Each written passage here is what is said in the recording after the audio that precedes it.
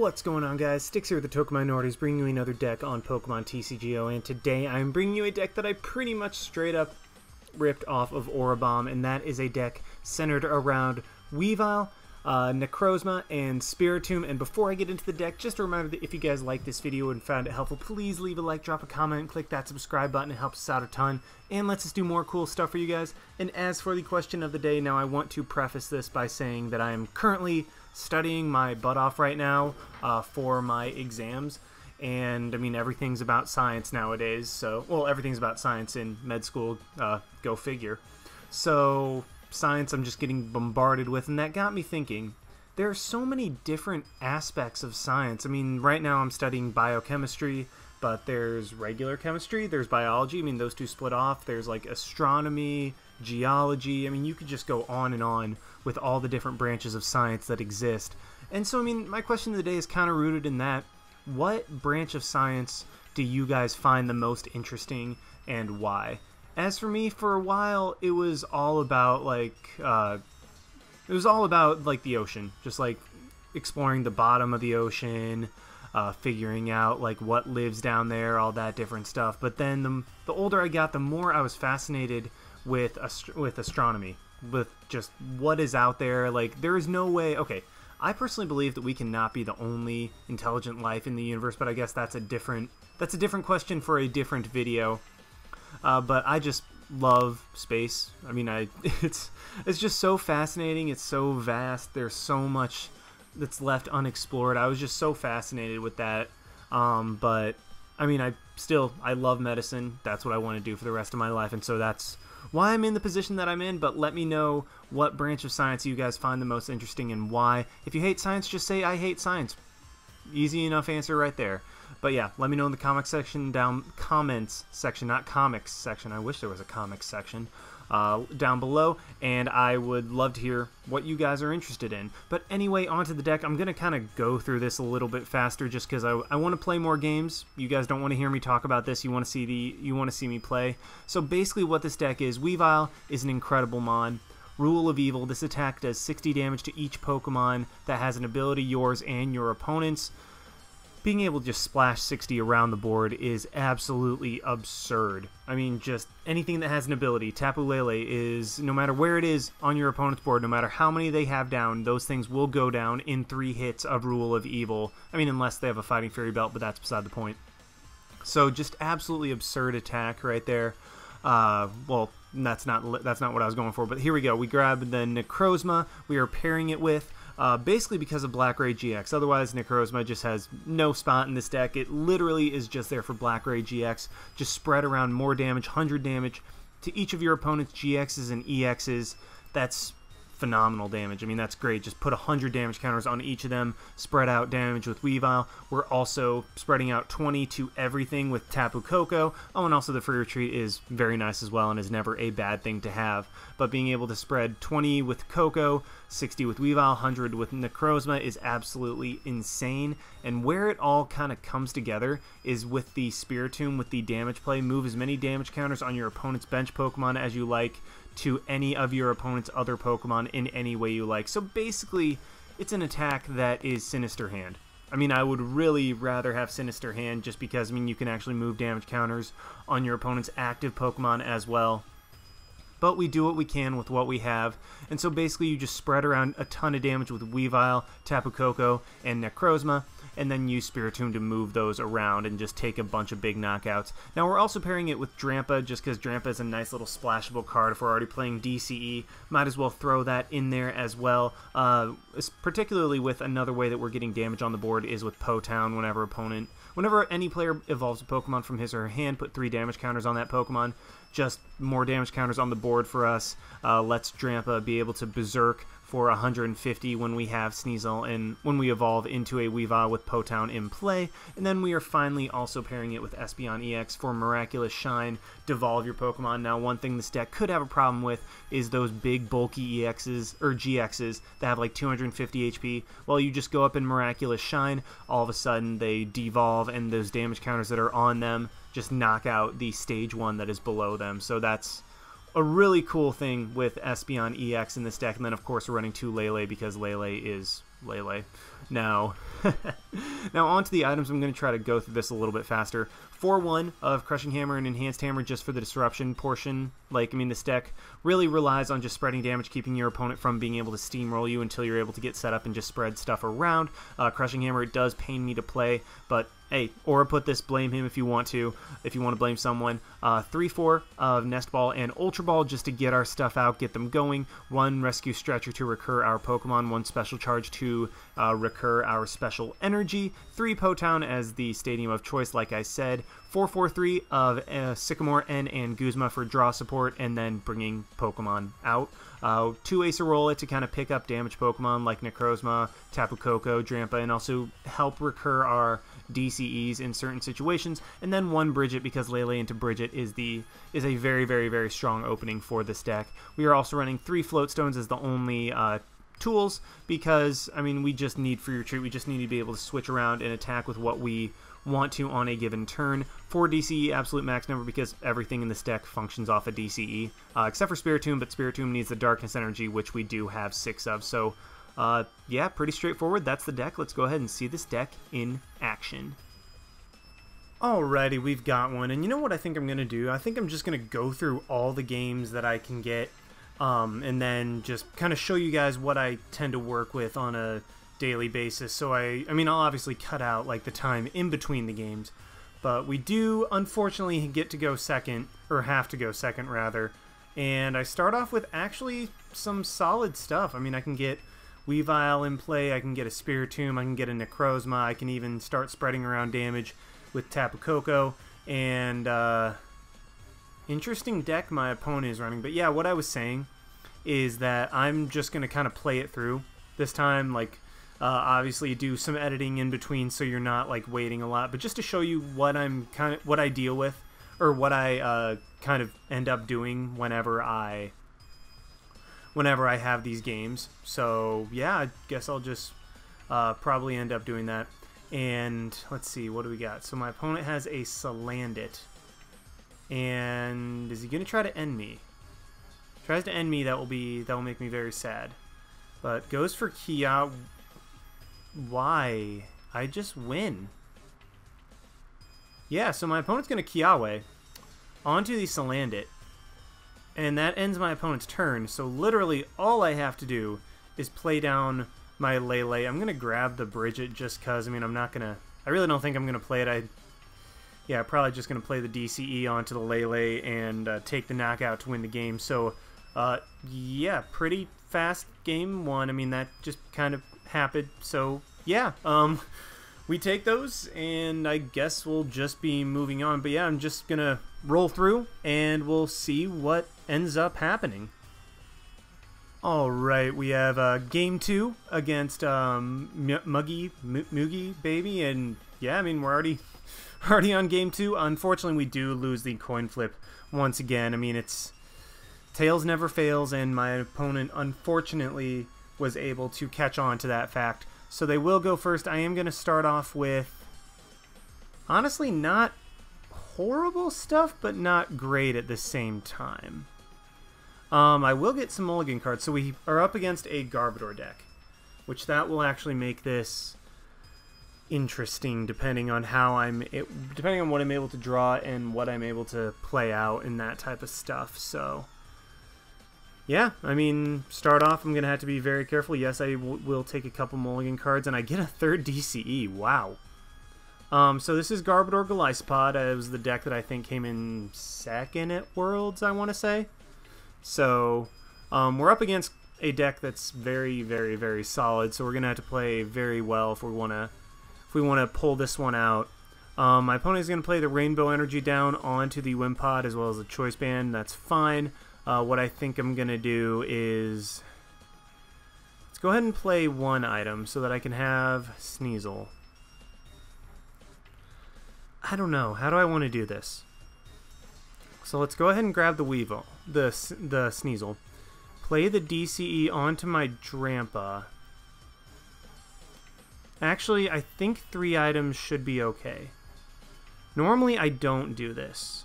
But I think 3 items... Okay, Bridget is in there. I think 3 items should be should allow me to be in a decent spot. Because, like, I want to set up. I want to set up well. But I also don't want to put myself in a position where I will end up, I mean, in a negative spot because of how I set up. So I think 3 should be okay. So let's grab Sneasel, Spiritomb, and Koko. Yeah, let's go ahead and do that. Espeon EX will be good for later in the game. But for the time being, I really don't want to worry about that right now. And then I will just Big Wheel. Like, I'll go ahead and use up my GX attack. Necrozma I don't think is going to be doing a whole lot. And this way I do have some good stuff that I can work with. I have only used 3 items. And now Drampa is going to start being a threat. My opponent does apparently top deck the Bridget, which is unfortunate because he does get another Koko, a Trubbish, another Wimpod. Like, so what I think I might just do is start spreading around... Oh. Well, what I was going to do is start spreading around damage with Tapu Koko to where I could just move a lot of energy in one turn with my Spiritomb, but, I mean, I guess we take that again. I mean, that's another game, another very, very, very quick game, so, yeah, I guess we just keep rolling right along. Alright, we've got Game 3 against Whip 856 with a Fire and Psychic deck, so, I mean, could be... Actually, I mean, whenever I see Fire and Psychic, I instinctively think Salazzle Garbodor, even though I have maybe run into one the entire time I've been playing. And I start off with a Lele, which honestly, I mean, it's not great. I mean, it's obviously like I would rather have something else. But like starting with Lele is not the worst thing in the world. And yeah, if this deck isn't Typhlosion, then I don't know what is. Because, I mean, we see Energy Recycler. Energy Recycler is only in Typhlosion. So... yeah, there's that. I will want to take a... Yes, I will take that mulligan card. And my opponent, yep, starts Cyndaquil.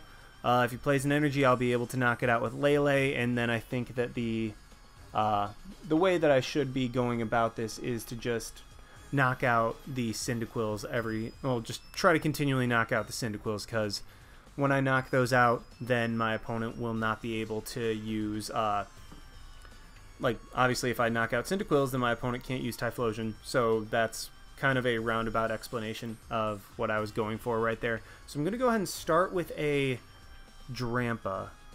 Because with the Post City, I think I might be able to start one-shotting these guys. And right here, I will be able to actually just one-shot the Cyndaquil. I don't want to Sycamore just because I want to hold on to this stuff. Just because I think that, well, and also getting Crushing Hammer could be pretty nice. But... I don't know. We'll see. My opponent is going to Skyla, so that is their supporter for the turn. They're going to Ultra Ball. They can get another Cyndaquil with that, or they can... I have the sinking feeling that they have Rare Candy Typhlosion in their hand, which would make me very, very sad if they did. And they grab the Typhlosion, so they 1000% have the Rare Candy. So that's just straight unfortunate right there. Nothing we can do about that. And sorry, I bumped something on the table. So... he will Rare Candy into Typhlosion, take 30 damage from that Post City, and then, okay, all I need for him to do is just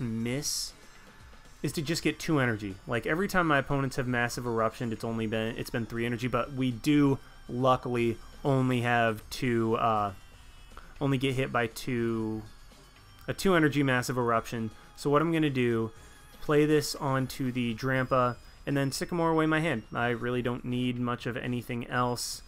I think I'm going to play the Koko just because the Koko has free retreat. Yeah, let's go ahead and do that. Floatstone up the Drampa, and then I am just going to Energy Drive for 40. This actually puts it right in range of a no damage on anything on the bench Berserk, which is pretty nice. So that's... going to be what I'm going to try to go for at this point. My opponent is going to put 5 energy back into their deck, not a huge deal, and just pass. So I think I might be able to win this.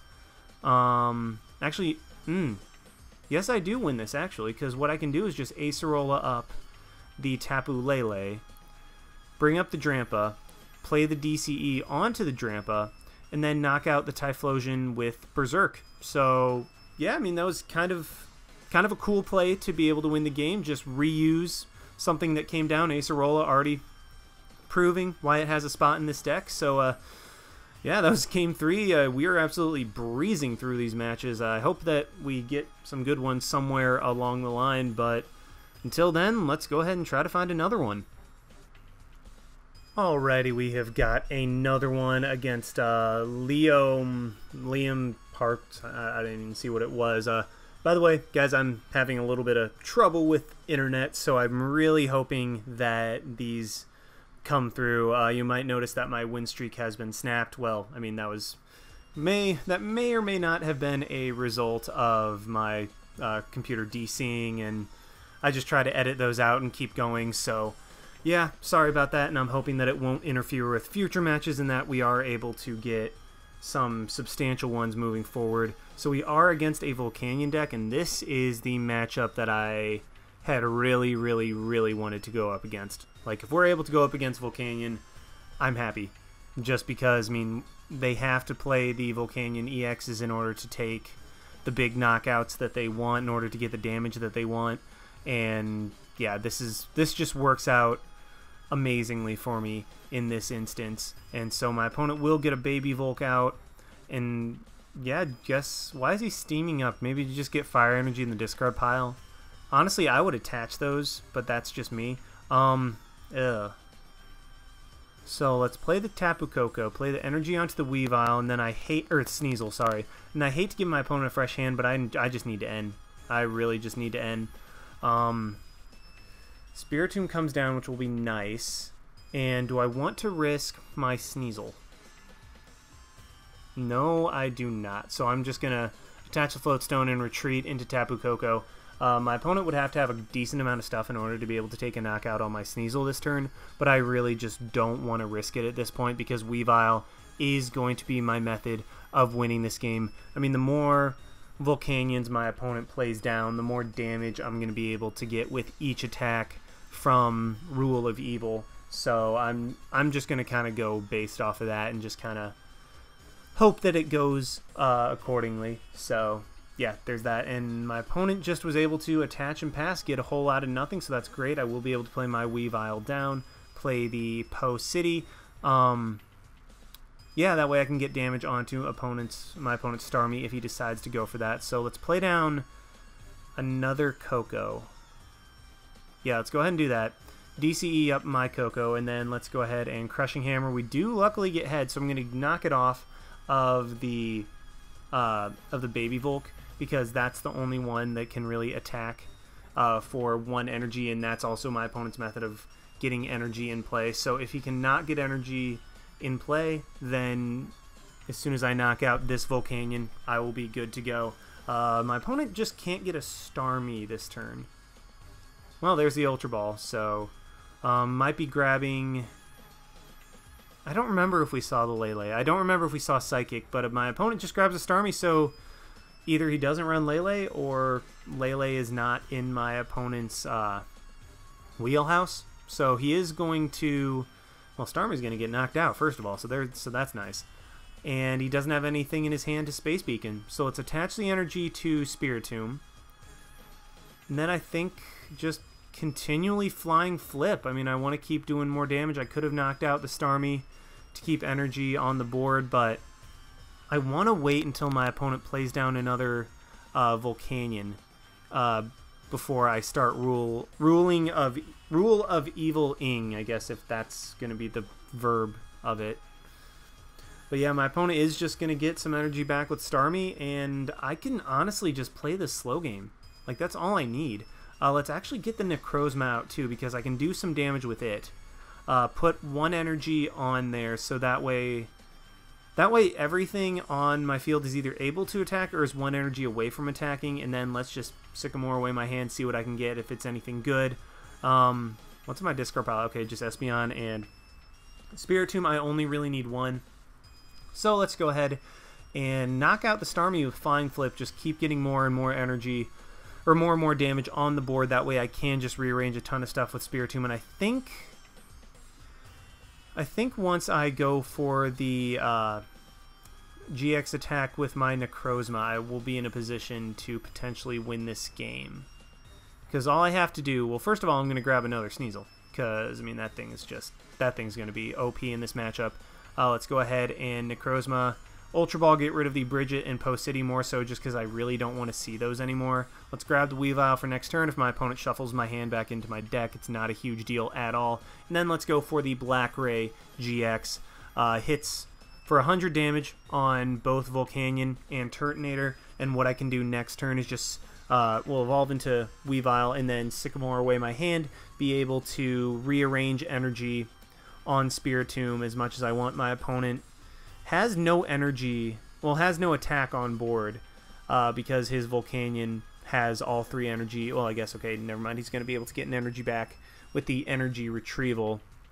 But what I can also do, 160, 160, 60, so that's 320, 380. So I can knock out both of the Volcanion and the Turtonator, but what I think I'm going to do is actually just knock out, is go into Spiritomb, and let's Acerola up the Necrozma, but what I'm going to do is go into Spiritomb, rearrange the damage counters, knock out both the Baby Volk and the Turtonator, because I will have 2 Weaviles that I can use whenever I need to get that last bit of damage onto the Volcanion EX to be able to win the game. So, oh no, my opponent didn't let me use it. Oh, Spiritomb was finally going to be able to come through and take 3 prizes worth of knockouts and hopefully set my opponent's Volcanion up to be knocked out that next turn. I didn't do all the math. I mean, I just did most of it. So, I mean, yeah, that was finally a decent game against a somewhat meta deck, although I don't know, my opponent probably wasn't running Tapu Lele, so that kind of decreased the competitiveness of my opponent's deck. But regardless, that was a decent match, but we're not stopping there. Let's go ahead and try to find another one. Alrighty, we've got game 5, I think is what we're at right now, against a, was that Mr. Dog Eggs? My Dog Eggs? Mr. Dog Eggs? I don't know. But either way, we do win the coin flip, so we will get to go first. That is very nice. We'll be able to get our Sneasels and Weavile set up. Well, that's an interesting opening hand. I mean, I'll probably just play down the Po City and an energy and then N. I mean, it's not the worst hand in the world, but it's not something super amazing. I mean, if I can top deck a Bridget, that would be really nice, because then I'd be able to get like Coco, Spiritomb. Well, unfortunately, no. So we are against Greninja Break, and then yeah, Po City is going to be absolutely clutch in this matchup. I think, I don't know how this matchup goes. This matchup could actually be very interesting. And unfortunately, I don't get anything else. However, Slash from Weavile will be able to take knockouts on Froakies and Frogadiers, so I don't have to rely on Rule of Evil. Well, at least at first. I think I'll just try to take some knockouts on, well, I'll obviously take knockouts on Froakies and Frogadiers early on. Hopefully Po City will be able to put them, yeah, we'll be able to put like the Greninjas and Greninja Breaks in range of like Rule of Evil, Berserk, that type of stuff, so I'm just going to kind of bank off that. And alright, my opponent gets a Brooklet Hill. That's going to be able to take advantage of that. Get another Froakie out there. Not sure what all my opponent is running. I mean, obviously it's Greninja Break, but there are so many techs you can throw in Greninja Break. I mean, the Psychic tells me that he's probably playing Lele as well, which is never a bad thing to add. I mean, Lele just, I mean, it gets you a supporter. What do you expect? So he does run Alolan Vulpix as well. So this is actually kind of interesting. He is going to attach to Froakie. I'm assuming he's going to try to bubble. Why? I would have assumed he would have just retreated into Vulpix and tried to search out some stuff. So what I'm going to do is actually check my deck right here. There are 2 Leles in there. What I was doing with that Brooklet Hill, I knew I didn't have anything that I could get on the bench, but what I was doing was checking for Lele, see if that was in there. That way I can Ultra Ball for it, and then Bridget to get multiple things out. So actually, do I want to just grab Sneasel? I think that might be the play. 'Cause, I mean, I know Lele was in there, but I think by just slashing with Weavile repeatedly, and then when my opponent gets Greninja Break up, that's ultimately what he goes for, then I can just start Rule of Eviling all over his face. So let's go ahead and grab Drampa as well, because Drampa Berserk is a one-way to get one-hit knockouts on, is a way to get one-hit knockouts on anything but Greninja Break, and then maybe even Po-Town will allow me to put my opponent in range of Berserk with their, will allow me to put my opponent's Greninja Break in range of Berserk, and my opponent just Concedes. So what I'm noticing with this deck is you have a heck of a lot of early concessions. So that's unfortunate, but that is something you deal with. But we take those. Drampa was being threatening, I guess. And we're just about to move on to the next one. Alrighty, we have, I think, what is this, number 6, against ABC with a bunch of numbers and Psychic and Normal. So, I mean, the fact that my opponent got the advantage and it's Psychic and Normal, I'm going to go out on a limb and say it's a Garbodor deck, which will make this actually kind of interesting. Well, at least I'm hoping it's Garbodor. That would make for a very nice matchup. And okay. So I've got... this is interesting. Because, I mean, I have Nest Balls, which allow me to search. But I just don't really want to play them. Let's go ahead and play the... Do I want to... Hey, you know what? I just got to do this. Got to do it. Want to get multiple things out. I'm going to get Drampa because it can one-shot stuff. Play the energy onto Drampa, and then I'm just going to end my turn right there.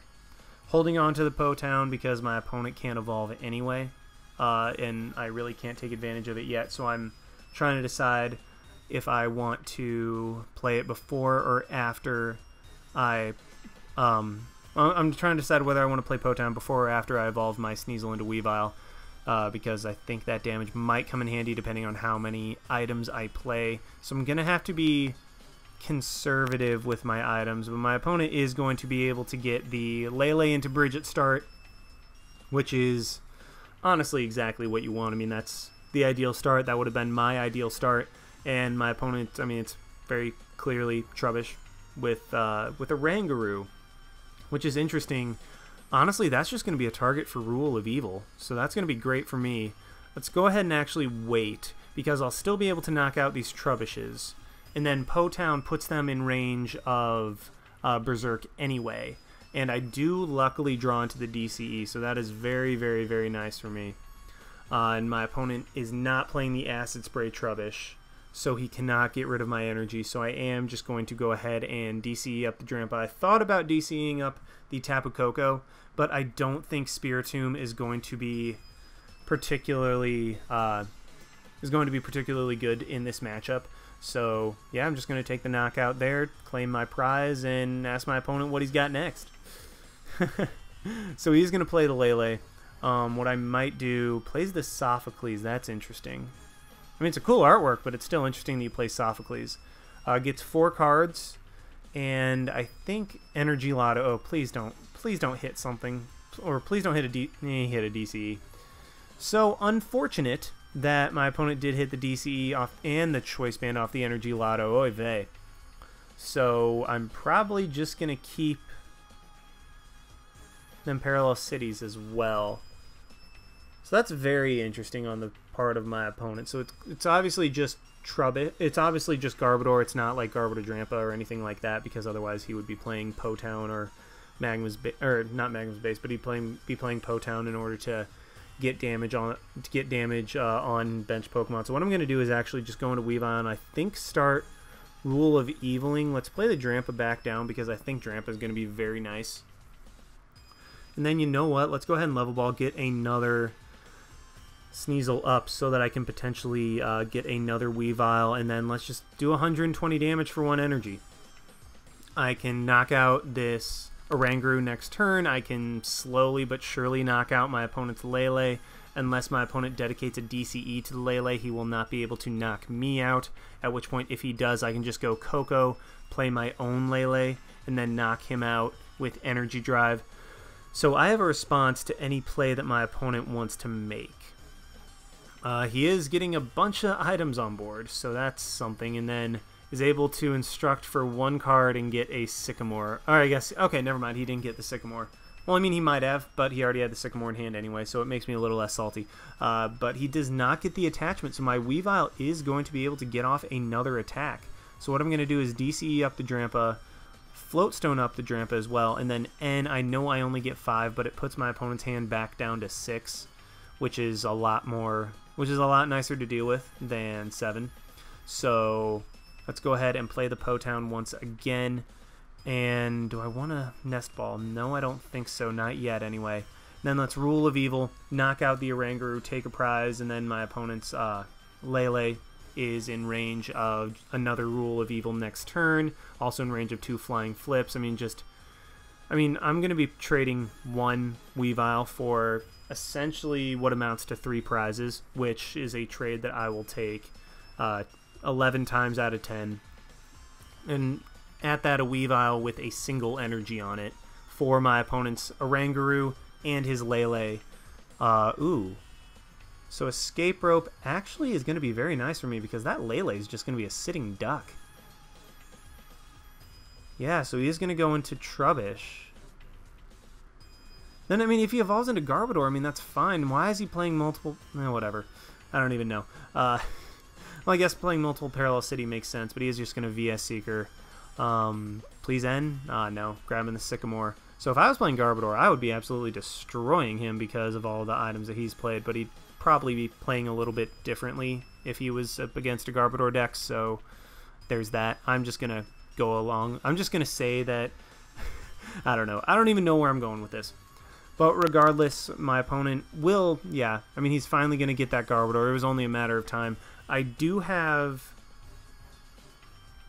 a Guzma that I can use to potentially stall and then just hit a bunch of stuff with Rule of Evil, which I might actually do, depending on what my opponent plays down. So he's going to grab another Trubbish. If he plays that down, I might just Guzma into that. And then Shaman is... Oh my goodness, I have the win. I have the win basically on board.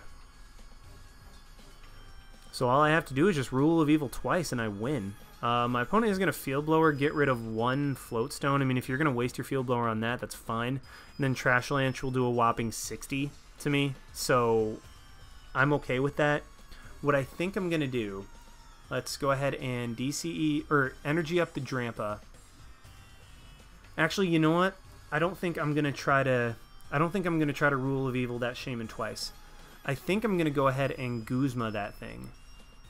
That way I can, bring it up, knock it out with Drampa, with Berserk, take 2 prizes. Because, that Lele is still 2 prizes, unless my opponent pulls Acerola. But, at that point, it's their supporter for the turn, and I think I have a dominant enough position, especially because Garbodor is going to be doing jack all to my Drampa. I think my Drampa will be able to live 2 more attacks. So, I'm actually in a perfect position, I think. We do see another Garbodor come down. It's not a big deal at all. All I have to do is just retreat into Weavile and then Rule of Evil, knock out my opponent's Tapu Lele, and I will be able to win the game. Even if my opponent ends me, it's not a big deal at all. So he is going to end me, which is the good play. But I already have the win on the board.